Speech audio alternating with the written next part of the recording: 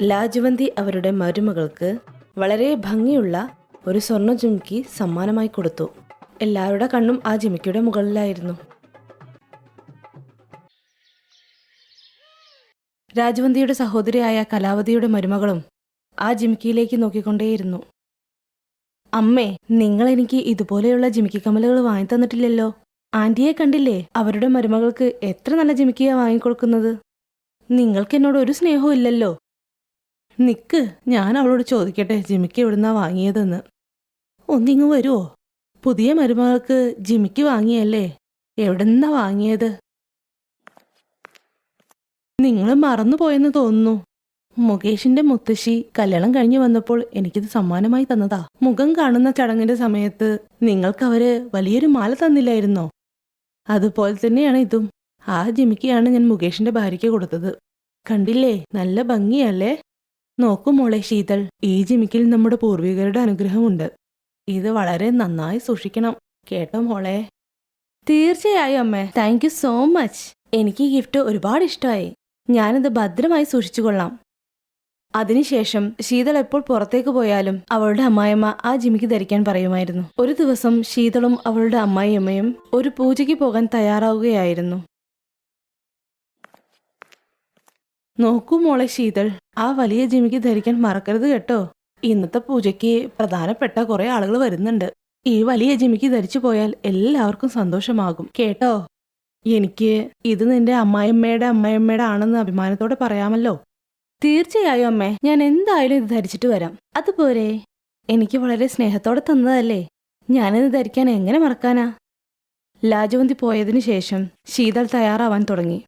എന്നാൽ ആ ജിമിക്ക് വച്ച സ്ഥലത്ത് കാണാനില്ലായിരുന്നു. അയ്യോ, ഞാൻ എൻ്റെ ജിമിക്ക് ഈ ബോക്സിലല്ലേ വച്ചിരുന്നത്. ഇപ്പൊ ഇതിവിടെ കാണുന്നില്ലല്ലോ. എന്തുപറ്റി ശീതൾ? അമ്മയുടെ ശബ്ദം കേൾക്കുന്നു. നീ ഇതുവരെ റെഡി ആയിട്ടില്ലേ? മുകേഷ്, എന്റെ വലിയ ജിമിക്ക് കാണുന്നില്ല. മുഖം കാണുന്ന ചടങ്ങിൽ അമ്മ തന്നില്ലായിരുന്നോ? അത് ഈ ബോക്സിലാണ് ഞാൻ വെച്ചിരുന്നത്. ആണോ? നിക്ക്, ഞാൻ അന്വേഷിച്ചിട്ട് വരാം. ശീതളും മുകേഷും ആ ജിമിക്ക് എല്ലായിടത്തും നോക്കി, പക്ഷേ എവിടെയും കണ്ടില്ല. എന്തായാലും പൂജയ്ക്ക് പോണ്ടതല്ലേ, നീ ഒരു കാര്യം ചെയ്യ്, ആ ചെറിയ ജിമിക്ക് എടുത്തിട്. അത് പിന്നെ അന്വേഷിക്കാം. ജിമിക്ക് സൂക്ഷിക്കണമെന്ന് ഞാൻ നേരത്തെ പറഞ്ഞിട്ടുള്ളതല്ലേ. നീ അതൊട്ടും തന്നെ ശ്രദ്ധിച്ചിട്ടില്ലെന്നാണ് എനിക്ക് തോന്നുന്നത്. എത്ര വർഷങ്ങളായി ഞാൻ ആ ജിമിക്ക് ഭദ്രമായി സൂക്ഷിക്കുന്നതെന്നറിയാമോ? മുകേഷിന്റെ മുത്തശ്ശിയുടെ ഓർമ്മയ്ക്കായി വെച്ചിരുന്നതാ. ശീതളിനോടൊപ്പം എല്ലാവർക്കും ഇത് കേട്ടപ്പോൾ വിഷമമായി. ജിമിക്ക് എവിടെ പോയതാണെന്നറിയാതെ ശീതൾ ആകെ അങ്കലാപ്പിലായി. കാരണം അവരുടെ മുറിയിൽ ആരും വന്നിട്ടില്ല. അപ്പോഴാണ് വേലക്കാരി മീന അവിടെ എത്തിയത്. മീന രചനയുടെ വീട്ടിലും ജോലി ചെയ്യുന്നുണ്ട്. ശീതളും അവളുടെ അമ്മായിയമ്മയും സംസാരിക്കുന്നത് മീന കേട്ടു. മോളെ, ഈ പെട്ടിയിൽ തന്നെയാണ് ജിമിക്ക് വെച്ചതെന്ന് നിനക്ക് ഉറപ്പുണ്ടോ? അത് നീ വേറെ എവിടെയും വെച്ചിട്ടില്ലല്ലോ? അമ്മ, എനിക്ക് നല്ല ഉറപ്പുണ്ട്, ഞാൻ ഈ പെട്ടിയിൽ തന്നെയാണ് വെച്ചത്. ചേച്ചി, നിങ്ങൾ ഏത് ജിമിക്കിയെക്കുറിച്ചാണ് സംസാരിക്കുന്നേ? മുഖം നോക്കുന്ന ചടങ്ങിന് അമ്മ തന്ന ജിമിക്കിയാണോ? അത് തന്നെ. നീ അതെവിടെയെങ്കിലും കണ്ടോ? അതെ, അത് തന്നെ. ആ ജിമിക്ക് മുകളിലെ അലമാരയിൽ വെച്ചിട്ടുണ്ടല്ലോ. അന്ന് രചന ചേച്ചി അതവിടെയാണല്ലോ വെച്ചത്. ഞാനത് അവരോട് ചോദിച്ചപ്പോൾ അവരാണ് പറഞ്ഞത് മുകളിലെ അലമാരയിൽ സൂക്ഷിക്കാൻ പറഞ്ഞുവെന്ന്. ഞാൻ അങ്ങനെയൊന്നും പറഞ്ഞില്ലല്ലോ. പിന്നെന്താ രചന അങ്ങനെ ചെയ്തത്? എനിക്ക് മനസ്സിലായി മോളെ, രചന എന്തിനാ ഇങ്ങനെയൊക്കെ ചെയ്തതെന്ന്. ശരി, വാ, വല്യമ്മയുടെ വീട്ടിലേക്ക് പോകാം. ലാജവന്തിയും ശീതളും കലാവതിയുടെ വീട്ടിലേക്ക് പോയി എല്ലാ കാര്യങ്ങളും പറഞ്ഞു. ഞാൻ കേട്ടതെല്ലാം സത്യമാണോ രചന? എന്തിനാ ഇങ്ങനെയൊക്കെ ചെയ്തത്? സത്യം പറയ്. രചന ചെയ്ത തെറ്റ് എല്ലാവർക്കും മനസ്സിലായി. അവൾ അതിൽ നിന്ന് ഒഴിഞ്ഞു മാറാൻ ശ്രമിച്ചു. അയ്യോ ശീതൾ, എന്റെ എല്ലാ പ്ലാനും നീ പൊളിച്ചു കളഞ്ഞല്ലോ. അയ്യോ, ഞാൻ വെറുതെ തമാശയ്ക്ക് വേണ്ടി ചെയ്തതാണ്. പുതുതായി കല്യാണം കഴിഞ്ഞതല്ലേ, ഞാൻ നിന്റെ ചേച്ചിയല്ലേ. അതാ തമാശയ്ക്ക് വേണ്ടി ഇങ്ങനെ ചെയ്തത്. ചുമ്മാ നിന്നൊന്ന് പേടിപ്പിക്കാൻ വേണ്ടി ആ ജിമിക്ക് ഞാനൊന്ന് ഒളിപ്പിച്ചു വെച്ചതാ. പക്ഷേ ഈ മീന എല്ലാ പ്ലാനും പൊളിച്ചു. ചേച്ചി, ഇതൊക്കെയാണോ തമാശ? കുറച്ചു കൂടിപ്പോയി. ശീതൾ ഈ വീട്ടിൽ പുതിയതല്ലേ, പാവം 2 ദിവസമായിട്ട് പേടിച്ചിരിക്കുക.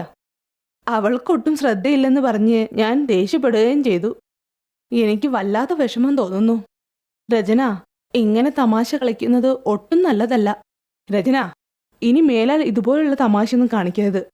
ശീതള നിന്റെ അനിയത്തിയല്ലേ, അവളോട് നീ അതുപോലെ പെരുമാറണം. ഞാനും കലാവതി ചേച്ചിയും ഇപ്പോഴും സ്നേഹത്തോടെയാണ് ജീവിക്കുന്നത്. കലാവതി ചേച്ചി, ഞാനിനി ഇതിൽ കൂടുതലൊന്നും പറയേണ്ടതില്ലല്ലോ. നമുക്കിടയിൽ എത്ര സ്നേഹമുണ്ടെന്ന് എല്ലാവർക്കും അറിയാവുന്നതാണ്.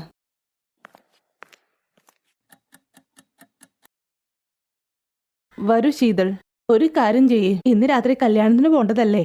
ഈ വലിയ ജിമിക്ക് ധരിച്ചിട്ട് വാ മോളെ. ഇത് ഇട്ടാൽ നിന്നെ കാണാൻ നല്ല ഭംഗിയാ.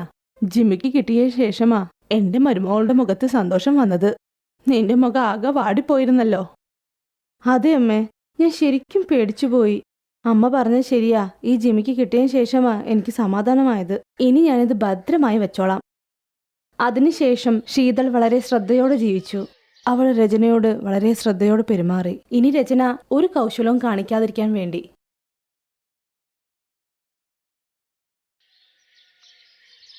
രീതി, നീതി, പ്രീതി എവിടെയാണ്? വാ, ഭക്ഷണം കഴിക്കേ. ഇപ്പൊ വരാം അമ്മേ. വന്ദനയുടെ സൗണ്ട് കേട്ടതും അവരുടെ 3 മക്കളും കൂടി റീതു, നീതു, പ്രീതി വീട്ടിലേക്ക് വരുന്നു. റീതു എപ്പോഴും നടുക്കാണ് നടന്നിരുന്നത്. റീതു, നീതു അവളുടെ തോളത്ത് കൈ പിടിച്ചാണ് നടന്നിരുന്നത്. എന്തെന്നാൽ നീതുവിനും പ്രീതുവിനും കണ്ണു കാണില്ലായിരുന്നു. പക്ഷെ റീതുവിന് കണ്ണു കാണാം. പക്ഷെ അവൾക്ക് നടക്കാൻ ബുദ്ധിമുട്ടാണ്. അവൾ വടികുത്തിയാണ് നടന്നിരുന്നത്. നീതിയും പ്രീതിയും റീതിയെ സഹായിച്ചിരുന്നു. എത്ര തവണ മോനെ പറഞ്ഞു ദൂരേക്കൊന്നും പോവല്ലേ എന്ന്. റീതി ചേച്ചി ഉണ്ടായിരുന്നല്ലോ കൂടെ. അരേ, എത്ര നാള് നിങ്ങൾ 3 പേരും ഒരുമിച്ചിരിക്കാൻ പറ്റും? 3 പേരും കല്യാണം കഴിച്ച് 3 വീട്ടിലേക്ക് പോവേണ്ടവരല്ലേ? അങ്ങനെയെങ്കിൽ ഞങ്ങൾ കല്യാണമേ കഴിക്കില്ലമ്മേ. റീതി ചേച്ചിയുടെ തോളത്ത് പിടിച്ച് ഞങ്ങൾ ഇങ്ങനെ നടന്നോളാം. വന്ദനയ്ക്ക് ഒരു മകനുമില്ലായിരുന്നു. 3 പെൺമക്കളാണ്, അതും വയ്യാത്തവർ. വന്ദനയ്ക്ക് ഭയങ്കര സങ്കടമായിരുന്നു.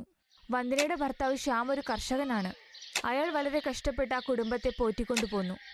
അങ്ങനെയൊരു ദിവസം, റീതി എവിടെയാണ്? അമ്മേ, ഞാൻ റൊട്ടി ഉണ്ടാക്കുന്നു. അയ്യോ, നീ എല്ലാ ദിവസവും നീയല്ലേ ജോലി ചെയ്യുന്നേ? അവരെ എന്തെങ്കിലും പഠിപ്പിക്കേ. അമ്മേ, ഞാനിവിടെ ഉണ്ടല്ലോ. അതുമല്ല, അവരെങ്ങനെ ചെയ്യാനാ? അതല്ല മോളെ, നീ കല്യാണം കഴിച്ചു പോയാലും അവരെയും വേറെ വീട്ടിലേക്ക് വിടേണ്ടതല്ലേ? അപ്പൊ എങ്ങനെ ശരിയാകും? അന്തകളും അവരുടെ കാര്യങ്ങളൊക്കെ ചെയ്യണ്ടേ മോളെ? നമ്മുടെ കാര്യങ്ങളൊക്കെ ചെയ്യാനായിട്ട് വേലക്കാരും കാര്യങ്ങളൊന്നും ഇല്ലല്ലോ മോളെ. പക്ഷെ അമ്മ, അവരെങ്ങനെ ചെയ്യാനാ? അമ്മ തന്നെ ഒന്ന് ആലോചിച്ചു നോക്കൂ. ഏതാണ് പഞ്ചസാര, ഏതാണ് ഉപ്പെന്നൊക്കെ എങ്ങനെ മനസ്സിലാക്കും? അതിലേതാണ് മുള്ളങ്കി, ഏതാണ് ക്യാരറ്റ് എങ്ങനെ മനസ്സിലാക്കും? അതുകൊണ്ടാ ഞാൻ പറയുന്നത്, എന്റെ കല്യാണമേ കഴിപ്പിക്കണ്ട. ഞാൻ പൈസ ഉണ്ടാക്കാം, ഞാൻ എല്ലാവരെയും നോക്കിക്കോളാം. റീതിയുടെ സംസാരം കേട്ട് വന്ദനയുടെ കണ്ണിൽ നിന്ന് കണ്ണുനീർ വന്നു. ഈ കാര്യം നീതിയും പ്രീതിയും കേട്ടു. അവരത് കേട്ട് വീണ്ടും കരയാൻ തുടങ്ങി. അതേ വൈകുന്നേരം, അമ്മേ, അച്ഛ, ഞാൻ ആലോചിച്ചു. ഞങ്ങൾ 3 പേരും കല്യാണം കഴിക്കില്ല അമ്മേ. അല്ലെങ്കിൽ ഞങ്ങൾ 3 പേരെയും ഒരേ വീട്ടിൽ കെട്ടിക്കണം. വേറെ ഞങ്ങൾക്കൊന്നും വേണ്ട. പണക്കാരുടെ വീടോ പൈസയോ ഒന്നും വേണ്ട. ഞങ്ങളെ പിരിക്കുക മാത്രം ചെയ്യല്ലേ അച്ഛ. ഞാനില്ലാതെ ഇവരില്ലാതെ ഞാനും ജീവിക്കില്ല. റീതിയുടെ ഈ വാക്കുകൾ ശ്യാമിനും നന്ദനും മനസ്സിലായി. ശ്യാം ഒരു ദിവസം ഓടി വീട്ടിലേക്ക് വന്നു. നീ അറിഞ്ഞോ, ഒരു സന്തോഷ വാർത്തയുണ്ട്. എന്താണ്, പറയൂ. ആ കിഷൻപൂരില്ലേ, അവിടെയാണ് കിഷോറിലാലിയുടെ കുടുംബമുള്ളത്. അവർക്ക് 3 ആൺമക്കളാ. ആരും വിവാഹം കഴിച്ചിട്ടില്ല. നമ്മുടെ മക്കളെ കല്യാണം കഴിക്കാൻ ആഗ്രഹിക്കുന്നു. ഇതിലും വലിയൊരു ഭാഗ്യം വരാനില്ല. അവര് 3 പേരുമാണ് നമ്മുടെ മക്കളെ വിവാഹം കഴിക്കുന്നതെങ്കിൽ നമ്മുടെ മക്കളെല്ലാം ഒരുമിച്ച് താമസിച്ചോളും. പക്ഷെ അവർക്ക് നമ്മളുടെ കൂടെ ഒരു ബന്ധത്തിന് താല്പര്യമുണ്ടോ? എനിക്ക് പറയാനുള്ള ഇതാണ്, ഇത് ദൈവത്തിന്റെ അനുഗ്രഹമാണ്. ആ 3 പേർക്കും ചെറിയൊരു ജോലിയുമുണ്ട്. എന്തായാലും ഒന്ന് സംസാരിച്ചു നോക്കാം. അങ്ങനെയാണോ? എന്നാ പെട്ടെന്ന് തന്നെ കാര്യങ്ങൾ നടക്കട്ടെ. അങ്ങനെ അടുത്ത ദിവസം ശ്യാമ കിഷോരിലാലിന്റെ വീട്ടിൽ വന്നു. മക്കളുടെ വിവാഹകാര്യത്തെക്കുറിച്ച് സംസാരിച്ചു. കിഷോരിലാലും കല്യാണത്തിന് സമ്മതിച്ചു. അന്ന് വൈകുന്നേരം അവർ കല്യാണത്തിന് വേണ്ട ഒരുക്കങ്ങൾ തുടങ്ങി. 3 പേർക്കും വളരെ സന്തോഷമായി. കല്യാണത്തിനുള്ള ദിവസവും വന്നു. പക്ഷെ അതിനു മുന്നേ, അതെ സ്വാമി, ഒരു നിമിഷം. ഇങ്ങനെ തിരക്ക് പിടിക്കല്ലേ. പിന്നെ ശ്യാംജി, ഒരു കാര്യം, ഈ ശ്രീധനത്തെക്കുറിച്ചൊന്നും പറഞ്ഞില്ല. അങ്ങനെ പ്രത്യേകിച്ച് ശ്രീധനം എനിക്കുള്ളതല്ല, ഇവർക്കുള്ളതല്ലേ. പിന്നെ അതിനെക്കുറിച്ചൊക്കെ നമുക്കിപ്പോൾ സംസാരിക്കണോ? അങ്ങനല്ല. ഞാൻ ചോദിക്കുന്നത് എനിക്ക് വേണ്ടിയല്ലല്ലോ. താങ്കളുടെ മക്കൾക്ക് കൊടുക്കേണ്ടതല്ലേ. ഭാവിയിൽ ഇവർക്ക് കുട്ടികളുണ്ടാകുമ്പോൾ അവര് വെറുതെ എന്തെങ്കിലുമൊക്കെ കഴിച്ചു കുടിച്ച് ജീവിച്ചാൽ മതിയോ? നിങ്ങളൊരു കാര്യം ചെയ്യൂ. അതുപോലൊരു കാറ് കൊടുത്താൽ മതി. നിങ്ങൾ ആൾക്കാരുമായി വന്ന കാറ് മതി, വേറെ ഒന്നും ആവശ്യമില്ല. അതിപ്പോ ആ കാറിന് വളരെയധികം വിലയുള്ളതാണ്. ഞാൻ എങ്ങനെ അത് വാങ്ങിത്തരും? എന്താ പിന്നെ നിങ്ങൾ ഇത് തന്നെ സംസാരിക്കുന്നേ? നമ്മള് ഒരു കുടുംബമായിട്ട് ജീവിക്കേണ്ടതല്ലേ ഇനിയും. എന്നാ ശരി, 1 മാസം എടുത്തോളൂ, അതിനുള്ളിൽ വാങ്ങിത്തന്നാ മതി. അതിന് സാധിച്ചില്ലെങ്കിൽ നിങ്ങളുടെ മക്കളുമായി തിരിച്ചു പോയിക്കോളൂ. എന്താണ് കിഷോറിലാൽ ഇങ്ങനെ പറയുന്നേ? നിങ്ങളിവിടെ കല്യാണം നടത്തുവാണോ അതോ കച്ചവടം നടത്തുവാണോ ചെയ്യുന്നേ?